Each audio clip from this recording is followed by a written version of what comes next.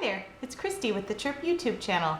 I'm here today to talk to you a little bit about the differences between speech and communication. This is an issue that's very important to me because I'm a speech language pathologist, but it should be important to all of us because all of us communicate and all of us want to find ways to help the kids in our lives communicate better. The very first point I want to make, and just as a little preview, there are 5 points today, so I will be listing them over on the side so you can see them visually as well as hearing them.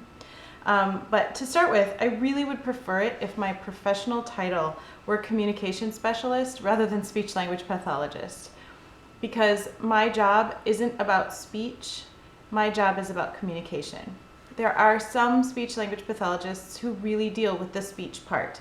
They really work on what we call articulation. So the movements of the muscles in your mouth and the different ways that our mouths shape different sounds and put words together.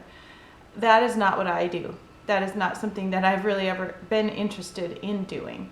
My interests lie in the realm of how communication systems develop and how we can help provide good support for young children whose communication skills are not developing typically, and how could we help them be more successful at communicating. Point number 2 is communication includes speech, gestures, movements, behaviors, expressions, and much more. So let me give you a couple of examples. One example might be your child reaches and you look and you see that his favorite truck is on the shelf. That reach is communication. Let's say you are at Target. Yes, Target is in a lot of my videos because I love Target. Target, do you want to have some sort of a partnership where I get free stuff and I advertise for you? Because I'm going to advertise for you anyway. Okay, moving along. Let's say you're at Target and your daughter sees a princess doll and wants it, and you tell her, no, sorry, you already spent all your money for this month or week, and she has a tantrum on the floor. That tantrum is communication. In fact, she's telling you, I'm angry, I don't know how to deal with my frustration, I really, really want that doll, and I am angry. And so she's communicating a whole lot of different things all in one little tantrum with no words at all. It's kind of brilliant. You see a lot of those behaviors with all human beings, but you see them especially a lot with children because kids don't try to hide stuff as much as adults do, but it works for them. And if we meet all their needs before they get to the point of making a formal request, then a lot of that communication development is not happening. So I will be talking more about that in a future video about waiting for kids to actually make requests. But this one, I just wanted to mention that in order to help kids move to the next stage, we need to provide the right impetus for them to do so. And one of the things that helps our kids move from nonverbal to verbal is when we don't provide things for them unless they are verbal. But we'll get to that in a little bit. Point number 3, communication is much more important than speech. I realize that every family wants their child to be verbal, to be talking, to make sounds out of their mouths. However, speech is a step that is much further down the communication line than are things like reaching or looking at something or having a tantrum. Those kind of things are all earlier developing communication skills that hopefully lead to speech. Speech can't happen if communication isn't happening. And of course, all those behaviors that we just talked about, all of those are communication, but they're not speech. Speech is built on top of these already occurring communication things. So one of the things we can do is when your daughter is having the tantrum on the floor in Target, you can model for her ideas of things that she might say instead of having the tantrum. such as, I feel really angry. Or you can offer her some calming thoughts like, well, maybe next month I can use my money for that doll. If your son wants the truck on the shelf, you can model for him the words that he would need to use in order to best request it. Something like, Mom, I want the truck, please. Or, Daddy, truck, depending on how you feel the need to model and what level he currently is. If a child is nonverbal, it's important to really notice the communication that he is already doing and help him expand the way he communicates in some of those ways we just discussed and in some ways that we will be discussing in a couple of minutes. It's really important not to force a child into talking or any form of communication before it's meaningful to the child, because that could impact negatively how his speech develops down the line. For example, if you prompt everything, what's this? How do you ask for the apple? If he gets in the habit of waiting for you to prompt him before he communicates, then he is completely reliant on you and he doesn't have any initiation skills. And we are learning through the research that initiating is one of the most important skills communicatively that we can have, because if we can't initiate something from within, then we're not going to be able to get it, and we're not going to be able to be interested enough in the world to interact or to build relationships, which are very important. So for example, let's go back to that truck on the shelf. Let's say that your son just sits on the floor and looks at the truck and wants the truck, but never does anything. One disorder where this is really common is autism. In autism, children often don't have that initiation independently. It's not hard to teach because we just make the surroundings so alluring and yet slightly out of reach that the child is really motivated to communicate with us. So favorite toys are always out of reach or in containers they can't open, things like that. In this case, if your child just sits there and looks at the truck, you may come along and notice and just give it to him, but the very best thing you could do would be to give him a little reminder that the truck is there. You might walk by the first time and say, I want that truck. You might walk by a second time and say, I bet Mommy would give it to me if I asked. You might walk by a third time and give him a little carrier phrase like, Mommy, I want. And then he probably, if he is verbal, will fill in truck. Another way that we can support this sort of emerging communication is by having a picture of items that the child frequently wants to request. For example, in this case, you take a digital picture of the truck and maybe you would just tape it to the wall by the shelf. And this is teaching initiation in a nonverbal way, because your son can get up, get the picture, and hand it to you. He doesn't have to be verbal in order to initiate communication. So there are a couple ideas for encouraging initiation, and I do have another whole video planned on initiation, so that's something to look forward to. So now that we've gone through steps 1, 2, and 3, not really steps, tips. Point number 4 is assess your child's communicative stage. And I'm going to go through 2 different ways of doing this because they're the 2 different thought groups and methods that I find especially helpful. And they are equally good and they're equally valid, and they don't contradict each other at all, so you can take pieces from one and pieces from the other if that works best for you. The one I'm going to talk about first is called the Hannan Method, H-A-N-E-N. All the links for all of this will be down below, so don't worry about trying to scribble it down or something.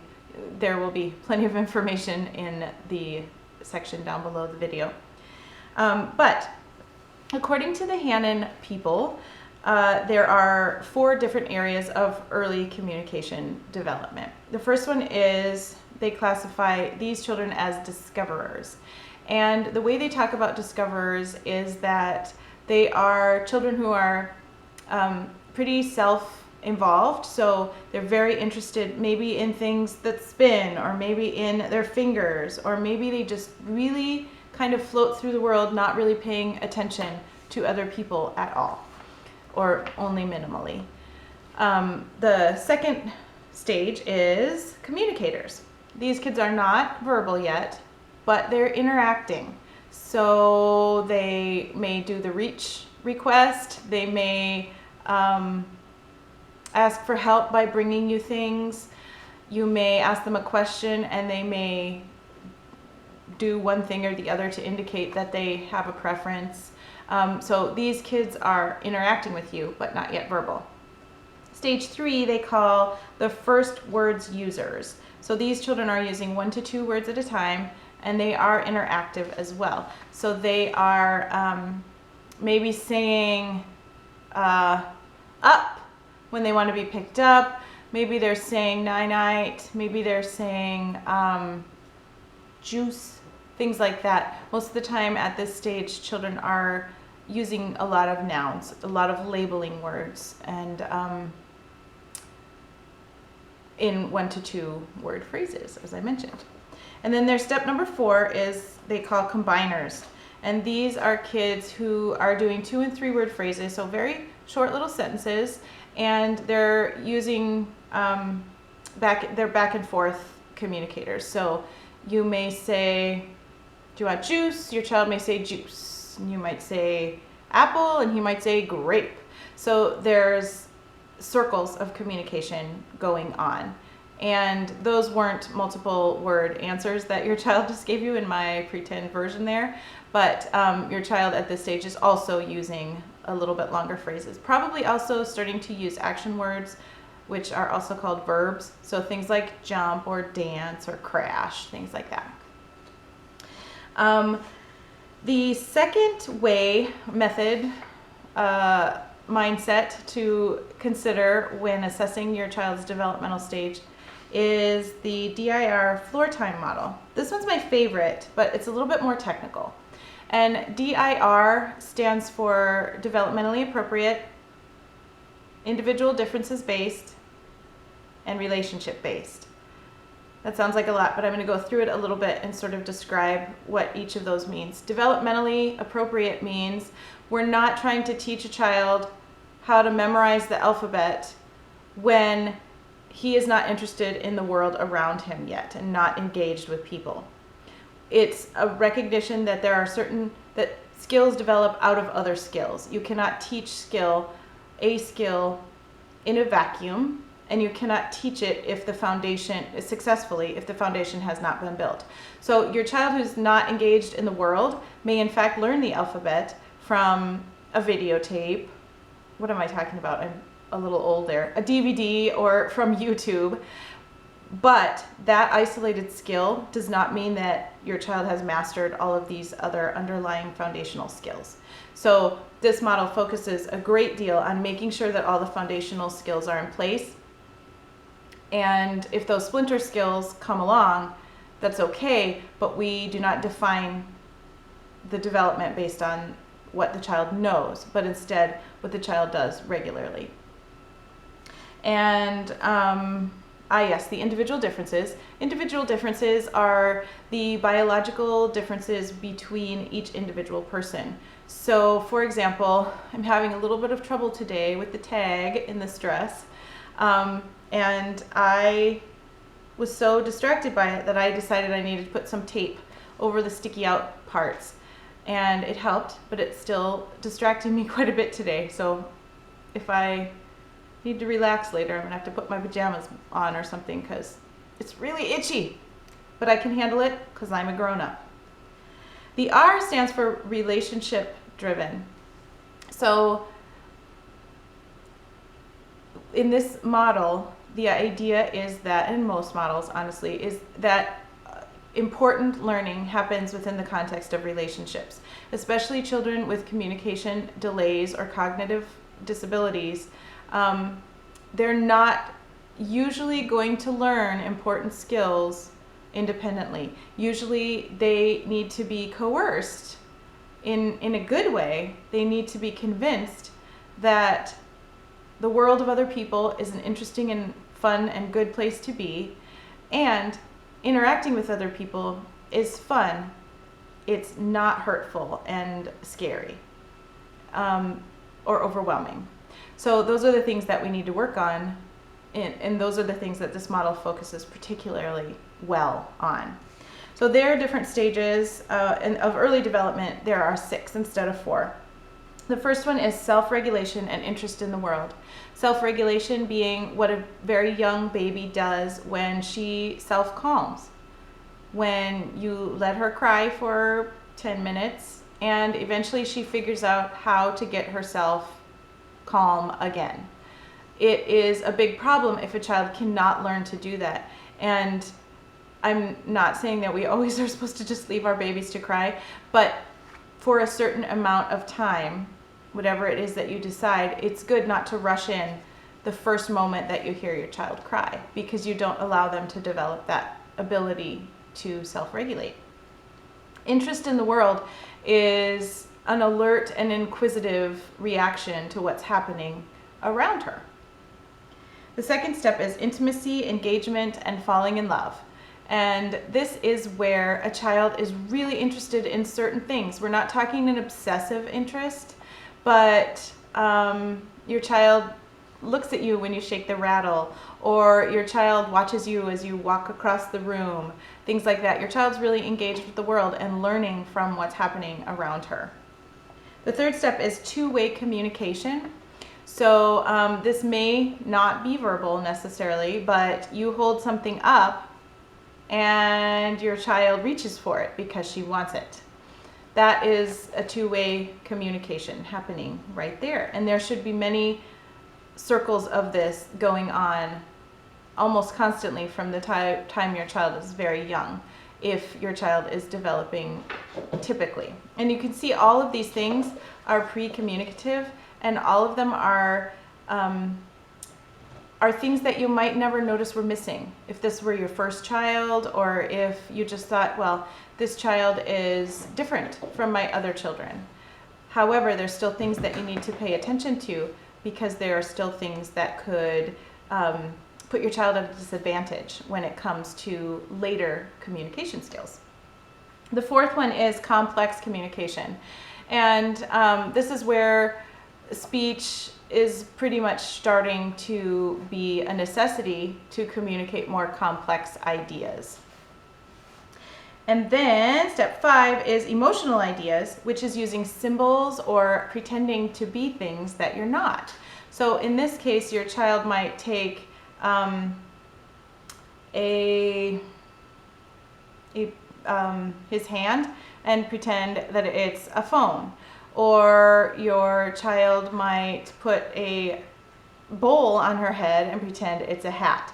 So these are complex ideas, pretending that one thing is another thing. Or she might just pretend she's a dinosaur. The 6th step is emotional and logical thinking. This is where your child starts to understand that one thing leads to another. Not that these two things happen separately, but that one thing causes another thing. So causal relationship thinking. In this case, you might ask your son, why is Thomas angry? And your son might be able to say, Thomas angry, Percy bad. And then you understand that Percy did something bad to Thomas, and that's why Thomas is angry. And this area is also very important for you to reinforce with emotional regulation skills. And I'm going to put a link right up here to the video that I did on sensory integration and social emotional awareness, because these skills are also really important to sort of lay on top of the early developing communication skills. Everything develops at the same time, so it's not as if you can only focus on communication. You also have to be thinking about motor development and social emotional development, and you have to be thinking about, is your child eating well, and all of those kind of things. So it's not very easy to be a child development specialist, and that is what you as a family must be. I have put links to both of those methods and ways of thought down below. And one of the reasons why I have done that is because of number 5. Point number 5 is learn how to support your child to successfully master each step in the continuum in order to provide the best foundation to move to the next step. So without successfully mastering the initial step, your child can't be successful at the up and coming steps. Even if you see those crazy splinter skills, like your child can recite every license plate of all of your neighbor's cars, that doesn't mean that your child is doing all of those previous steps and is successful at them. That just means that that's a crazy splinter skill, that he has a really good memory for numbers and letters. It doesn't mean that he's engaged in the world. It doesn't mean that he's doing two-way communication. It doesn't mean that he is building relationships with the people around him. And those things are all foundational. So those things are the ones to focus on. Not that you should stop him from doing memorization, but it should not be your focus, because these skills down here are going to be the practical ones for helping him to exist more successfully in the world. One resource that can really help you to understand your child's communication and to help your kid move from one level to the next is More Than Words by Fern Sussman. I always recommend this to every family that I work with because it's just so good. And it looks humongous, but look inside.